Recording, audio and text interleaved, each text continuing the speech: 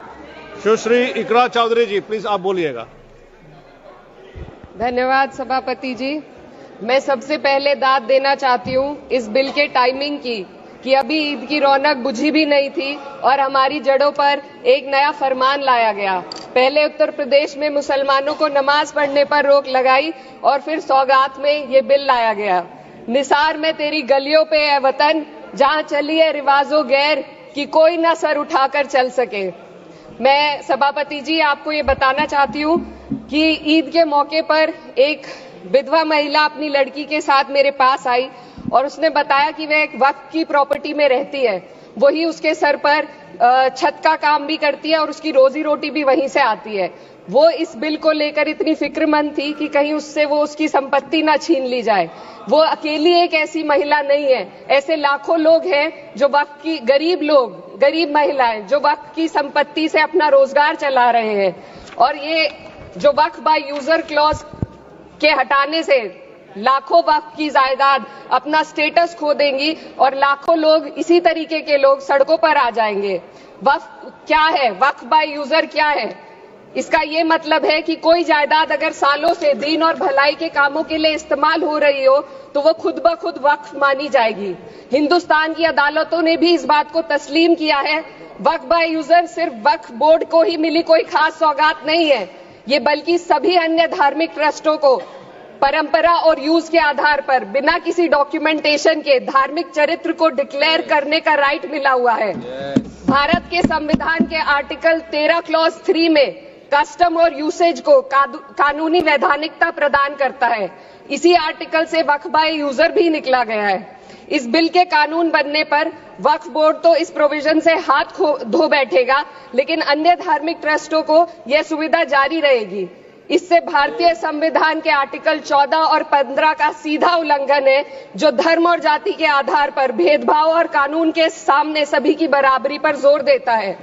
मैं इसके साथ ये भी कहना चाहती हूँ कि सत्ता के लोग जो एक दूसरे की पीठ थपथपा रहे हैं कि वक्फ बाय यूजर का जो अमेंडमेंट इन्होंने दिया उसको एक्सेप्ट कर लिया गया है, लेकिन इनकी शरारत यह है कि उसके साथ ही एक ऐसा प्रोवाइजो इसमें शामिल किया गया जिसके आधार पर यह कहा गया है कि अगर कोई भी वक्फ की संपत्ति विवादित हो तो वो अपना वक्फ स्टेटस खो देगी। तो जो अमेंडमेंट इन्होंने दिया है जिसको एक्सेप्ट कर लिया गया है उसका कोई मतलब नहीं है, ये इनकी नीयत है जो साफ जाहिर हो रही है। सोने पर सुहागा एक काम और किया है, सरकार ने वक्फ की कानून के सेक्शन 107 को हटाकर लिमिटेशन एक्ट में 12 साल तक ही किसी के खिलाफ अदालत में जाने का प्रोविजन है। सेक्शन 107 में बोर्ड को लिमिटेशन एक्ट से राहत मिली हुई थी। वक्फ बोर्ड कभी भी अवैध कब्जाधारियों के खिलाफ अदालत जा सकता था। अगर ये सेक्शन ना हो तो अवैध कब्जा करने वाले लोग कानूनी प्रक्रिया का फायदा उठाकर वक्फ की प्रॉपर्टी को हड़प सकते हैं। अन्य धार्मिक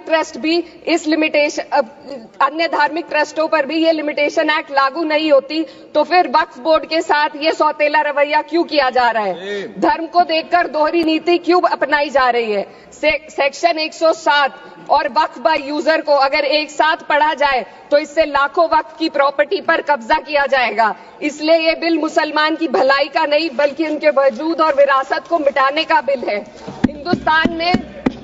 हिंदुस्तान में बहुत सारे धार्मिक ट्रस्ट हैं जिसमें उस खास मजहब के लोग शामिल होते हैं और उसका इंतजाम करते हैं, और ये बात समझ में आने वाली भी है क्योंकि जो व्यक्ति अपने मजहब के रीति रिवाज को जितना अच्छे से समझ सकता है किसी अन्य मजहब का व्यक्ति नहीं समझ सकता। आर्टिकल 26 क्लॉज 2 के तहत धार्मिक संप्रदायों को अपने मजहबी इदारों के एडमिनिस्ट्रेशन का हक देता है, लेकिन वक्फ बोर्ड के बारे में इसको उल्टा किया जा रहा है। Sir please 2 minutes. सरकार इसे एक सेक्युलर बॉडी मान रही है और इसमें गैर मुस्लिमों को शामिल करने की बात कह रही है। आपके मुंह से सेक्युलरिज्म की बात सुनकर अच्छा लगा, लेकिन अगले ही पल ये भ्रम टूट जाता है क्योंकि आपको सिर्फ दान देने के लिए प्रैक्टिसिंग मुस्लिम का आपने क्लॉज डाला है, लेकिन बोर्ड में बैठने के लिए मुस्लिम होने की कोई आपकी क्लॉज नहीं है। तो इससे आपकी जो दोहरी नीति है वो साफ जाहिर होती है। ये वही सरकार है जिसने राम जन्मभूमि ट्रस्ट में ये लिख दिया कि जिला अधिकारी भी अगर होगा तो हिंदू होना चाहिए। कोई मुझे बताए कि वहां पर सेक्युलरिज्म का रस क्यों नहीं घोला गया। सर, आखिर में मैं अपनी बात को खत्म करने से पहले महिलाओं का मुद्दा बार बार उठाया जा रहा है। सरकार का कहना है कि बोर्ड में मुस्लिम महिलाओं को रिप्रेजेंटेशन देंगे। इस कानून से पहले भी मुस्लिम महिलाएं बोर्ड में मेंबर रह चुकी हैं और मिनिमम 2 का प्रोविजन था, उससे ज्यादा भी हो सकती थी।